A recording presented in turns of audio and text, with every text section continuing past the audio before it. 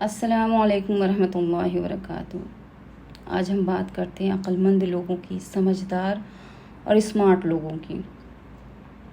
ہماری نظر میں، ہمارے سماج میں، ہمارے معاشرے میں کن لوگوں کو عقل مند سمجھا جاتا ہے؟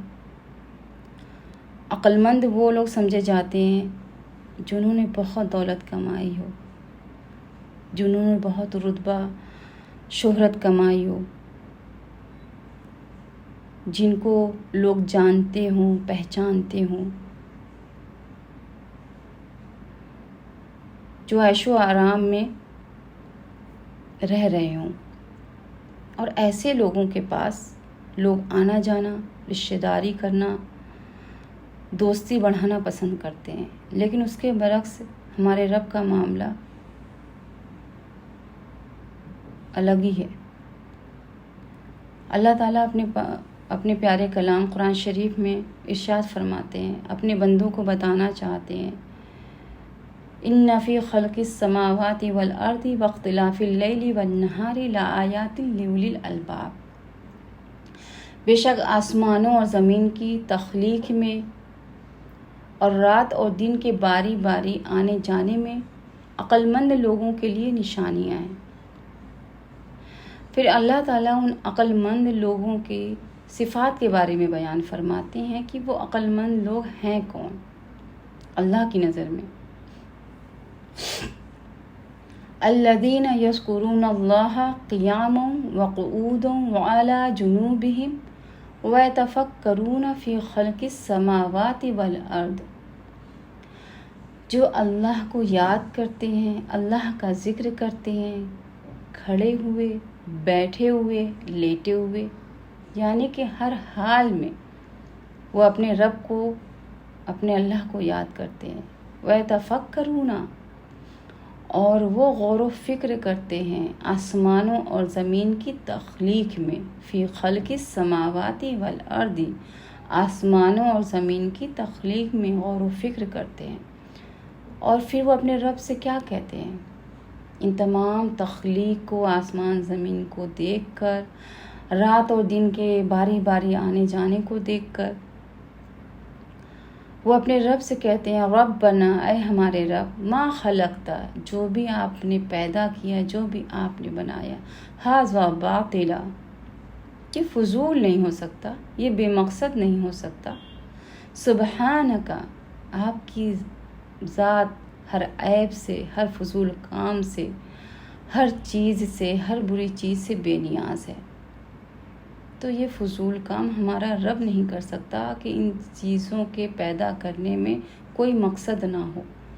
فقنا عذاب النار، تو اے میرے رب اپنی رحمت سے، اپنے کرم سے ہمیں جہنم کی آگ سے بچا لیجیے۔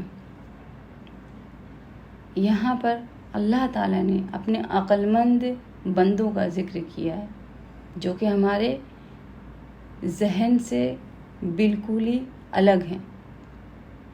ہمارے معاشرے میں ہم جن لوگوں کو عقل مند سمجھتے ہیں، اللہ کی نظر میں وہ لوگ عقل مند بالکل نہیں ہیں، وہ تو حد درجے بیوقوف ہیں، 4 دن کی زندگی میں کھوئے ہوئے ہیں،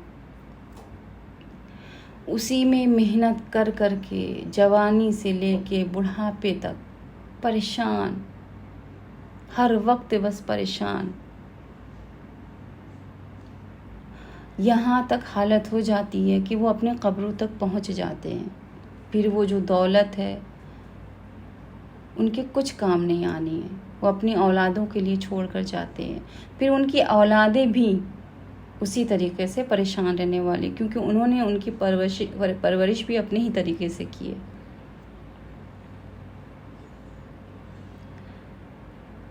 تو یہاں پر اللہ تعالیٰ نے بتایا ہے کہ وہ عقل مند لوگ نہیں ہیں، لیکن یہاں پر یہ مراد نہیں ہے کہ ہم جو دولت کمانے والے ہیں، جو رتبہ کمانے والے ہیں، جو دنیاوی چیزوں میں لگے ہوئے ہیں، دنیاوی جو زندگی گزارنے کے لیے ہمیں جو راستے اپنانے پڑتے ہیں، جو ہم یہ کام کر رہے ہیں دولت کمانے کے لیے، پاور کمانے کے لیے، تو یہ غلط نہیں ہے۔ اللہ تعالیٰ کے فرمانے کا یہ مطلب نہیں کہ عقل مند لوگ ہیں تو جو دنیا میں سارے کام کر رہے ہیں وہ غلط ہیں. بس یہاں پہ اللہ تعالیٰ کا فرمان یہ ہے کہ اللہ کو چھوڑ کر کسی سے محبت نہ کی جائے. ہم کو دنیا بھی کمانی چاہیے، ہمیں دولت بھی کمانی چاہیے، پاور میں بھی رہنا چاہیے. ہر جگہ ایک مسلمان کو آگے آگے رہنا چاہیے.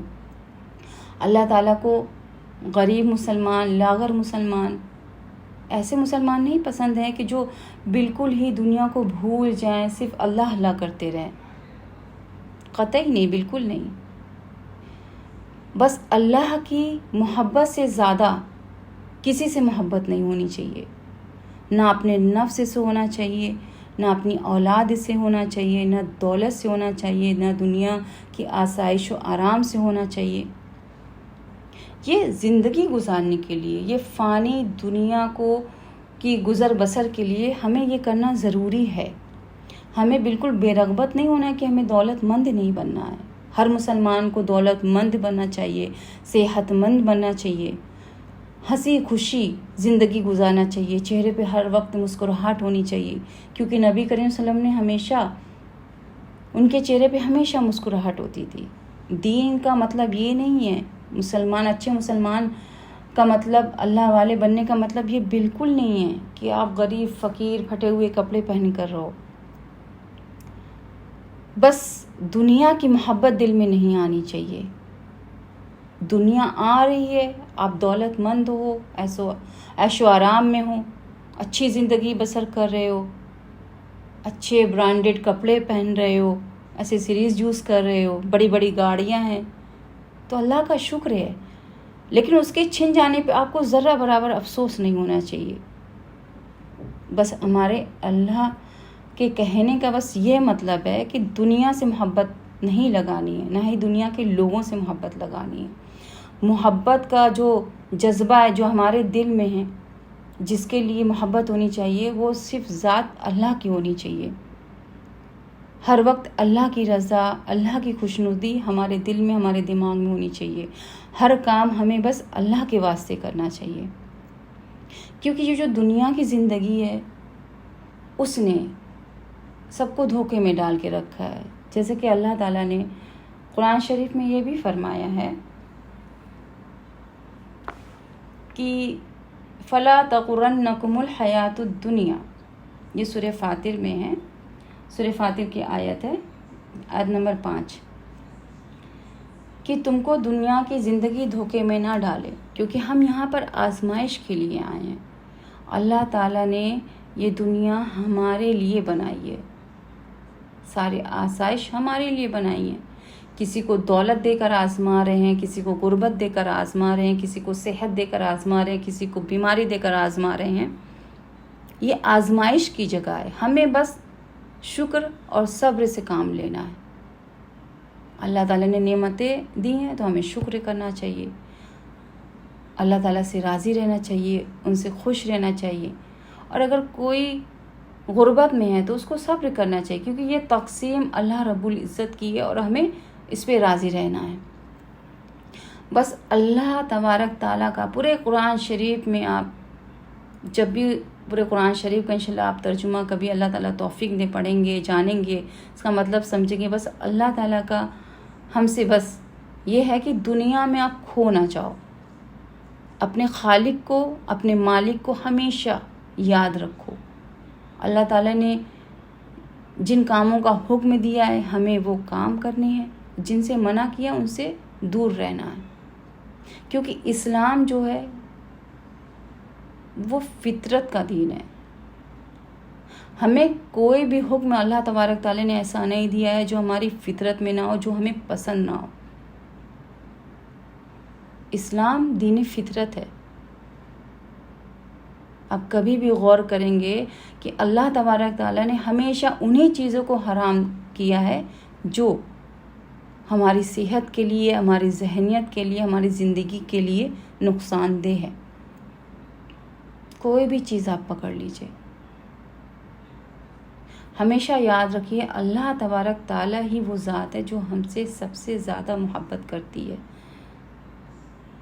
اور ہمیں بھی جس نے اس پوری کائنات کو صرف انسانوں کے لیے بنایا ہے، ہمیں بھی اپنے رب کو تمام چیزوں، تمام انسانوں، تمام نعمتوں، اپنے نفس، اپنے ماں باپ، اپنی اولاد سب سے زیادہ محبت کرنی ہے۔ ہر کام، ہر عمل، ہر رشتہ صرف اور صرف اللہ رب العزت کے لیے ہونا چاہیے، دوستی بھی اسی کے لیے، دشمنی بھی اسی کے لیے، خوشی بھی اسی کے لیے اور غم بھی اسی کے لیے، تو ہی ہم عقل مند کہلائیں گے۔ ہم جب بھی آسمانوں کو دیکھیں، ہم جب بھی زمین کو دیکھیں، جب بھی رات کے بعد جب دن آتا ہے، دن کے بعد رات آتی ہے، تو ہمیں اس میں غور و فکر کرنا چاہیے۔ یہاں پر آپ جب بھی کوئی بھی آیت پڑھو گے نا، اللہ تعالیٰ کی حکمت، اس کی عقل مندی کا مطلب اتنا مظاہرہ ہوتا ہے۔ آپ جب بھی اللہ تعالیٰ آپ کو حکمت دیتے، آپ سمجھ لینا آیتوں کو، آپ کو مزہ ہی آ جائے گا۔ دیکھیے اللہ تعالیٰ نے یہاں پہ آسمانوں اور زمین کا ذکر کیا ہے، ان فی خلق السماوات والارض، دن اور رات کا ذکر کیا ہے۔ یہ وہ کھلی ہوئی آیات اور نشانیاں ہیں جو بھی کسی بھی انسان سے چھپی ہوئی نہیں ہیں۔ یہ تو ہم پر قرآن نازل ہوئے، ہم ماشاءاللہ مسلمان گھر میں پیدا ہوئے، ہمیں قرآن ملی ہے، لیکن جو غیر مسلم لوگ ہیں ان کے لیے بھی تو نشانیاں ہیں۔ آسمان اور زمین، آسمانوں کو آپ دیکھیں گے، اس میں کوئی بھی شگاف نہیں ہے، کوئی بھی خلل نہیں ہے، کوئی بھی عیب نہیں ہے۔ اس کا ذکر تو اللہ تعالیٰ نے سورہ ملک میں بھی فرمایا ہے، ہمیں بتانے کی کوشش کی ہے۔ جیسے اللہ تعالیٰ نے فرمایا، یہ سورہ ملک مجھے بہت ہی زیادہ پسند ہے، میرے دل کو چھو جانے والی سورہ ہے۔ اللہ تبارک تعالیٰ نے فرمایا ہے، تبارک الذی بیدہ الملک وہو علی کل شیء قدیر، بابرکت ہے وہ ذات جس کے ہاتھ میں بادشاہت ہے، جس کے ہاتھ میں، جس کے قبضے میں تمام سلطنت ہے، وہو علی کل شیء قدیر، اور وہ ہر چیز پر قادر ہے۔ الذی خلق الموت والحیات لیبلوکم ایکم احسن عملا، جس نے موت کو پیدا کیا اور زندگی کو پیدا کیا، جس نے موت اور زندگی کو بنایا ہے کس لیے؟ لیبلوکم ایکم احسن عملا، تاکہ وہ دیکھے وہ تمہیں کہ تم میں سے کون بہترین عمل کرتا ہے، احسن عملا، کون زیادہ اچھا عمل کرتا ہے۔ وہو العزیز الغفور، پھر اللہ تعالیٰ اپنے بارے میں فرماتے ہیں کہ اللہ تعالیٰ کیا ہے، وہ ذات کیا ہے، زبردست ہے اور بخشنے والا ہے۔ پھر اللہ تعالیٰ آگے فرماتے ہیں، الذی خلق سبع سماوات طباقا، جس نے ساتوں آسمان کو بنایا ہے اوپر تلے، ایک کے اوپر ایک، آسمانوں کو، ساتوں آسمان کو بنایا ہے۔ ما تری فی خلق الرحمن من تفاوت، تو کیا تم دیکھتے ہو اپنے رحمان کی تخلیق میں، اس کی صنعت میں کوئی بھی عیب، کوئی بھی شگاف، کچھ بھی کمی آپ دیکھتے ہو اپنے رحمان کی تخلیق میں؟ فرجع البصر، تو پھر سے دوبارہ نظر ڈال لو، هل تری من فطور، کیا کہیں تم کو کوئی بھی خلل نظر آتا ہے؟ کہ اتنی بہترین آیتیں ہیں ماشاءاللہ سے۔ اللہ تعالیٰ کی تمام آیتیں، پورا قرآن شریف ایک معجزہ ہے۔ آپ جب بھی پڑھو گے، ایک آیت کو اوپر آپ غور کرو گے تو آپ کو گھنٹوں لگ جائیں گے سمجھنے میں کہ اللہ تعالیٰ نے ایک ایک ورڈ میں، ایک ایک لفظ میں حکمت ہے بھری ہوئی اللہ تعالیٰ کی۔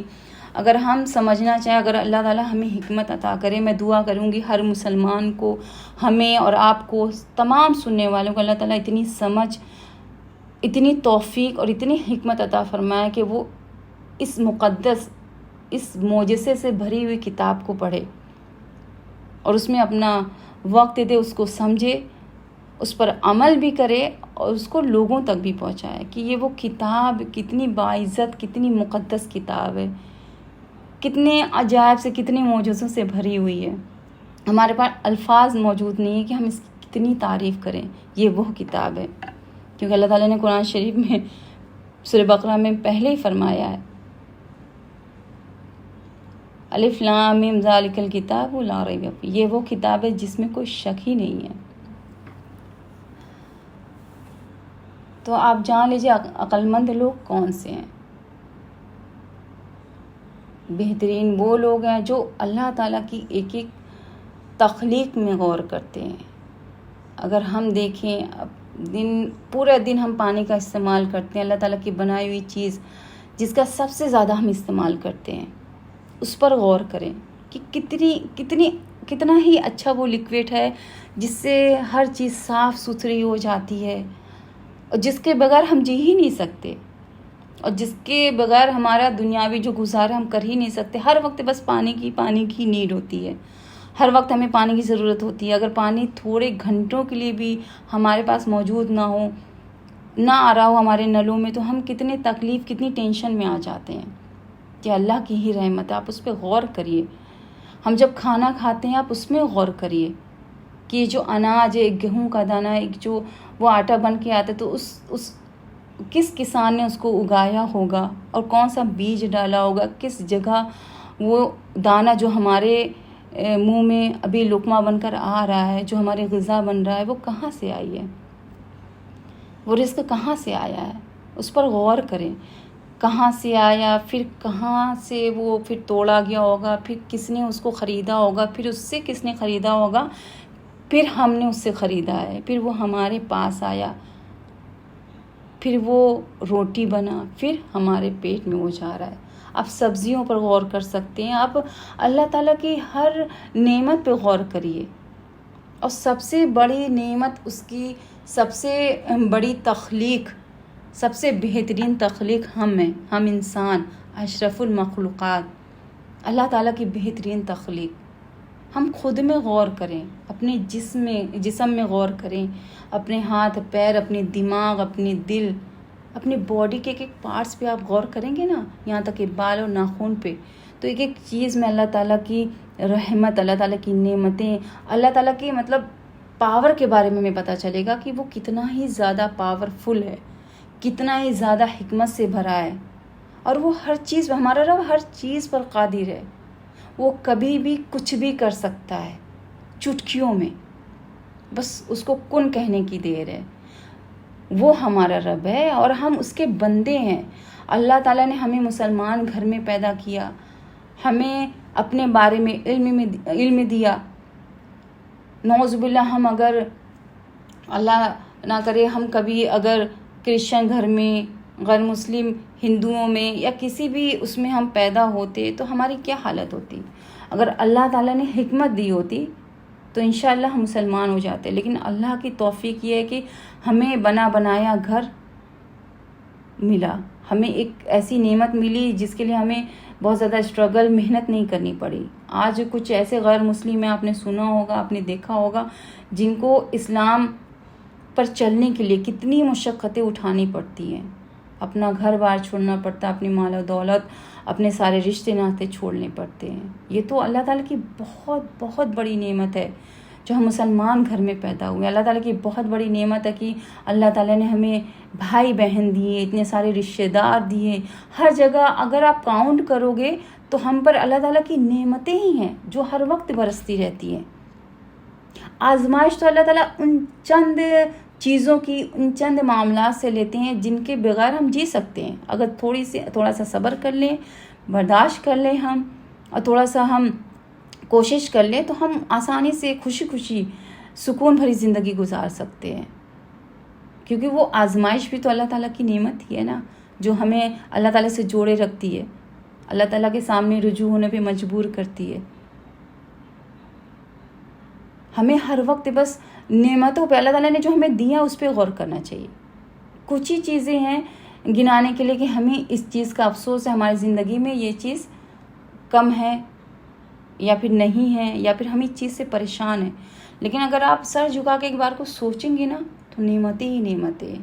ماشاءاللہ ہمارے پاس گھر ہے، کھانے کو ہے، کپڑے ہیں، رشتے دار ہیں، غم سنانے کو، تکلیف بتانے کو۔ اللہ کی نعمتیں برسی جا رہی ہیں، پھر بھی ہمارے زبان پہ بس شکوہ، ہر وقت بس شکوہ ہی رہتا ہے۔ ہم خالق کا شکوہ مخلوق سے کرتے ہیں اور مخلوق کا شکوہ خالق سے کرتے ہیں کہ اللہ تعالیٰ نے میرے ساتھ ایسا کیا، میرے ساتھ ایسا ہوا. یہ خالق کا ہی شکوہ ہے کہ میرے رب نے، میرے اللہ نے میرے ساتھ ایسا کیا.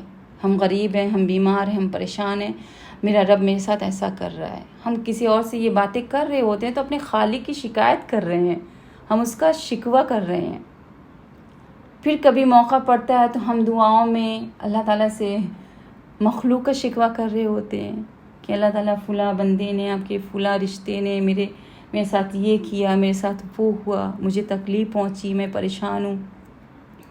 اس سے زیادہ بہتر ہے کہ ہم نعمتوں کو یاد کریں. ہم زیادہ خوش رہیں گے، ہم سکون سے رہیں گے، کیونکہ نعمتیں ہماری زندگی میں بھری پڑی ہیں. ان نعمتوں پر غور کریں، اللہ کا شکر ادا کریں. اور آپ تمام سننے والوں سے ریکویسٹ ہے میری، گزارش ہے میری، اللہ کے واسطے پورے دن میں 15-20 منٹ آپ نکال لیجئے، قرآن شریف کو کھولیے، اس کا ترجمہ پڑھیے، اس کو دیکھیے، اس کو سمجھیے، غور و فکر کریے. اور اس قرآن مقدس کو اٹھاتے ہوئے آپ پہلے اللہ تبارک تعالیٰ سے دعا کریں، اللہ تعالیٰ یہ کتاب آپ کی دی ہوئی ہے، ہمارے میں اتنی عقل اور سمجھ نہیں کہ ہم اس کو سمجھ پائیں. اس کی حکمت، اس کا معجزہ سب پر ہم پر عطا کریے کہ ہم اس کو سمجھ پائیں. ہم اس کو سمجھنے کی توفیق دیجیے، اس پر عمل کرنے کی توفیق دیجیے، اور اس کو دوسروں تک پہنچانے کی توفیق دیجیے، تاکہ آپ کی یہ کتاب، آپ کے اس معجزے سے ہم دوسروں کو بھی استفادہ پہنچا پائیں. کیونکہ دنیا میں سارے انسان اللہ آپ کے بندے ہیں. ہمیں کسی سے شکوہ نہیں، کسی سے شکایت نہیں. آپ کبھی بھی کسی غیر مسلم کو دیکھیں تو بس آپ یہ دعا کریں، اللہ تعالیٰ اس کو ہدایت پر لے آئیے، کیونکہ یہ آپ کا بندہ ہے. بس ہمیشہ دعا کیا کریے. کسی کو بھی دیکھ کر اگر کوئی گمراہ ہے، کوئی مسلمان بھی ہے، تو بس اب فوراً اپنے دل میں یہ دعا کریے، اللہ تعالیٰ اس کو سیدھے راستے پر لے آئیے. اللہ تعالیٰ اس کے حکمت اللہ تعالیٰ اسے عطا کر دیجیے. اس کے دماغ پہ، اس کے دل پہ جو دل میں بیماری ہے، جو آپ کو نہیں مانتا، آپ کو نہیں پہچانتا، جس کے کان، آنکھ، ناک، کان سب بند ہے، جس پہ مہر لگی ہوئی ہے، اللہ تعالیٰ اس کو کھول دے. کیونکہ اللہ تعالیٰ ہدایت اسی کو دیتا ہے جو ہدایت چاہتے ہیں. جو نہیں چاہتے ہیں اس کو نہیں دیتا ہے. اللہ تعالیٰ مہر لگا دیتے ہیں. وہ سمجھنا بھی چاہے تو بھی سمجھ نہیں پائے گا. اس کے بیمار دل کو اللہ تعالیٰ اور بیمار کر دیتے ہیں. تو ہمیں لیکن سب کے لیے دعا کرنی چاہیے، سب کے لیے. میں جب بھی کسی کو دیکھتی ہوں میرے دل سے بس یہی دعا نکلتی ہے. کسی غیر مسلم کو اگر میں پوجا کرتے ہوئے دیکھتے ہیں، اللہ تعالیٰ یہ آپ کا بندہ ہے، اس کو اس گمراہی سے بچائیے. اللہ تعالیٰ اس کو ہدایت دے دیجیے. اس کے اندر کوئی اچھائی ہے تو اس اچھائی کے بدلے اللہ تعالیٰ اس کو ہدایت دے دیجیے. کیونکہ یہ بھی ہمارے نبی صلی اللہ علیہ وسلم کا امتی ہے. وہ نہیں مانتا، وہ نہیں جانتا، وہ الگ بات ہے. اللہ کو نہیں مانتا لیکن وہ اللہ کا بندہ ہے. محمد صلی اللہ علیہ وسلم کو آخری نبی نہیں مانتا لیکن وہ امتی ہے. تو اللہ تعالیٰ ہم سب کو قرآن کو پڑھنے، سمجھنے، اس پر عمل کرنے کی توفیق دے. اور آپ سب سے گزارش ہے، تمام سننے والوں سے، اگر میرا بیان، میرا کچھ بھی، میرا سمجھانا آپ کو اچھا لگتا ہے تو پلیز ثواب کی نیت سے اس کو شیئر کریے، لائک کریے، سبسکرائب کریے، تاکہ ہماری ہمت میں تھوڑا اضافہ ہو جائے. ہمت تو ماشاءاللہ اللہ تبارک تعالیٰ نے دے رکھی ہے. انشاءاللہ آگے بڑھیں گے ضرور اس میں، اور آپ لوگوں کو فائدہ پہنچانا چاہیں گے. انشاءاللہ اللہ تعالیٰ کی باتیں آپ تک پہنچانا چاہیں گے. یہی امید ہے آپ لوگوں سے کہ آپ لوگ پسند کریں گے. اور التجا پھر سے ہے، اللہ کے واسطے قرآن پڑھیے. اپنے بچوں کو بھی قرآن کو پڑھنے کی ترغیب دیجیے، قرآن سے محبت کرنے کی ترغیب دیجیے. جب آپ پڑھنا شروع کریں گی تو آپ کے بچے بھی آپ کو دیکھیں گے اور اس کو فالو کرنے کی وہ بھی انشاءاللہ کوشش کریں گے. اپنے بچوں کے لیے بھی دعائیں کریے. ہم سب کو اللہ تعالیٰ اچھے عمل کرنے کی توفیق دے. آمین ثم آمین. السلام علیکم ورحمۃ اللہ وبرکاتہ.